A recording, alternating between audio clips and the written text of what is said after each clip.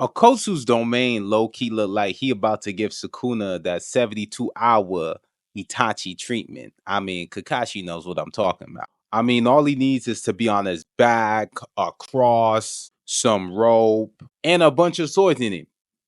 Oh!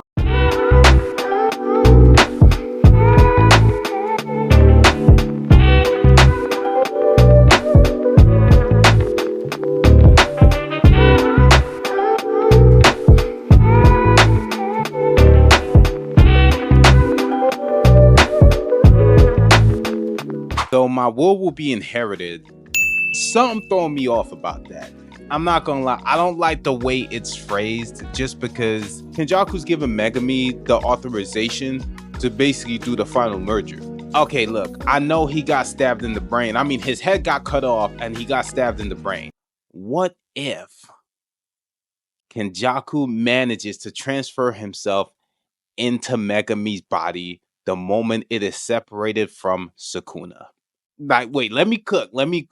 This man orchestrated a multi-stage plan to get Gojo sealed, which inevitably got him killed. Let's keep it a whole buck here. If Gojo wasn't sealed, Sukuna would have never came back. Gojo would have washed all those special grade curses. Nobody would have died. Nanami, Nobara. It would have been a nice day in Shibuya, I tell you that. Plus, minus the whole. Of course, a number of events had happened. Sukuna ended up in Megami's body. Sukuna, who's now Megami, ended up fighting Gojo, which eventually got him killed off. So if a man can orchestrate a plan like that, you don't think he can also orchestrate his own revival? Come on. Y'all probably watching this from YouTube recommendations, but it turns out I looked at my analytics and a lot of y'all ain't even subscribed. So if y'all want to do me a solid and hit that like button and hit that subscribe button, I'll appreciate it. Thanks. My question is, why would Kenjaku give Megami an ability to do something that grand? He's way too calculated for that. And I get it, Sukuna's involved, but Sukuna and Kenjaku have very different goals. I mean, Kenjaku wants everybody to become a sorcerer, like everybody to be merged with Tengen, and Sukuna's really looking for somebody strong to fight. He genuinely doesn't care about the merger. But I think if he's able to fight somebody strong as a byproduct of the merger, he gonna go along with it until he decides to look the other way. And as I said, this man got the strongest sorcerer in history killed off. Wait, don't let Sukuna hear that. Let me run that back real quick. This man got a real powerful sorcerer killed off. I mean, Gojo. So I find it hard to believe that this is where his story ends. Whenever you have a show that has two main antagonists, they usually work together for some time, but then it gets to the point where the agenda of one outweighs the agenda of the other. Kenjaku already knows he's not strong enough to fight Gojo, let alone Sukuna, so the best way to take out Sukuna would be to manipulate others in order to take him out. Sort of like what he did with Gojo. I mean, he mostly manipulated the man, which eventually got him killed off. Personally, I think Yuta actually taking out Kenjaku actually makes sense, just because, well, they ran a fade in Jujutsu Kaisen 0, and Yuta pretty much thought, hey, you know what? I didn't finish you off the first time, I'ma spin the block real quick.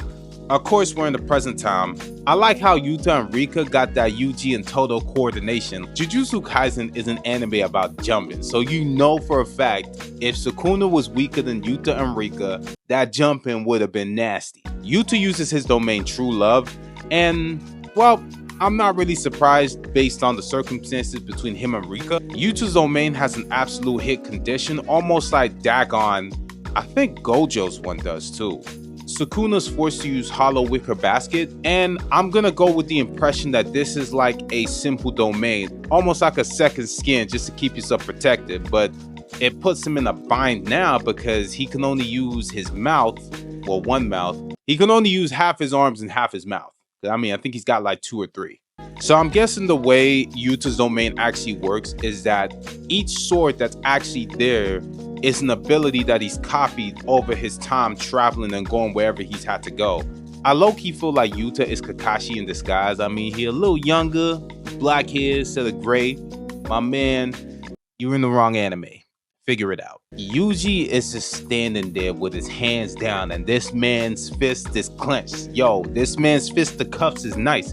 He's like, yo, I'm ducking and weaving everything. I ain't got no weapon like my man right here, but I'm nice. Like my hands is nice. Ask Mahito about me. And it's interesting because I feel like with each chapter, we're getting closer and closer to Yuji actually exercising his curse technique. Because now it says that his blows actually grab on the soul.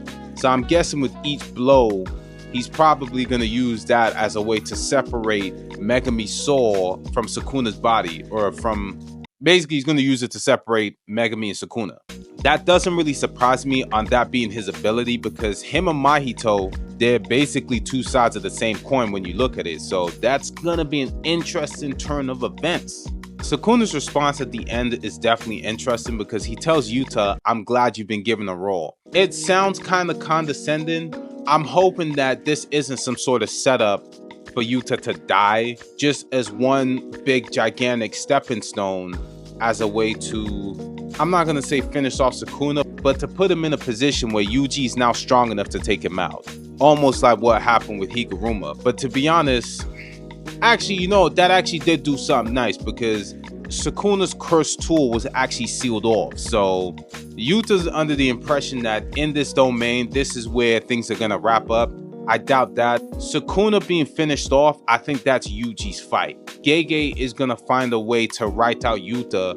Hopefully he doesn't actually decide to kill him off, because well, Yuta's a special grade and he got potential like Gojo. So, but I mean, so did Higuruma, and well, he didn't really last long, did he? Sukuna now seems like he's in a bit of a bind, but to be honest, it's Sukuna. He always finds a way out. Plus, his eye a little bloody, so clearly that slash that Yuta did clearly did a little bit of damage.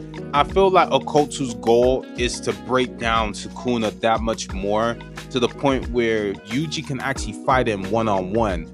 And with each confrontation that happens with Sukuna, Yuji has progressively gotten stronger. So I feel like within the next couple chapters, we're definitely going to get his curse technique. It'd be entertaining if he got a domain expansion. Like, I'm only throwing that out there. I mean, I think it's a possibility, but it would definitely be interesting if that's how things actually turned out. But yeah, this is a fire chapter. I mean, we back on the block for next week, so I'm definitely excited. What do you guys think? Is Kenjaku really dead? It's hard for me to say. I think the version of him that is Kenjaku or Geto is definitely dead. I feel like he's gonna find a way to revive himself in Megami's body.